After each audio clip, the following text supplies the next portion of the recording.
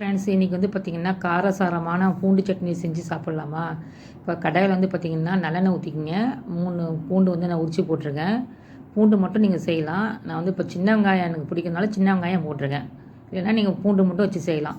இப்போ பூண்டு போட்டுக்கோங்க இல்லையா, சின்ன வெங்காயம் போட்டுங்க. காஞ்ச மிளகாய் வந்து நீங்கள் ஒரு 3 இல்லை 4 போட்டுக்கோங்க. உங்கள் காரத்துக்கு தகுந்த மாதிரி நீங்கள் போட்டுக்கோங்க.